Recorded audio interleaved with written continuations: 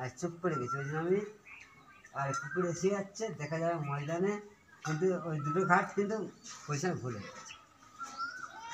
ওই সন্ধ্যে ঘাট তো পুকুরের মধ্যেই পড়ে গেছে, আর এটাও পড়েছে, এটা কম পড়েছে, ওটা বেশি পড়েছে।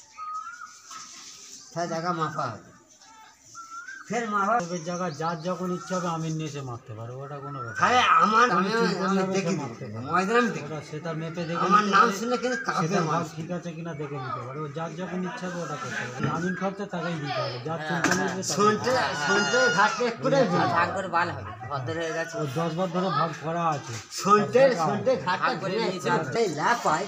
ওর জায়গা কত আছে আর আমার জায়গা কত হয় দেখি। ও কেন লাফাল, ও কেন আমার ভিতরে আমার লাইনে পা দিয়েছে।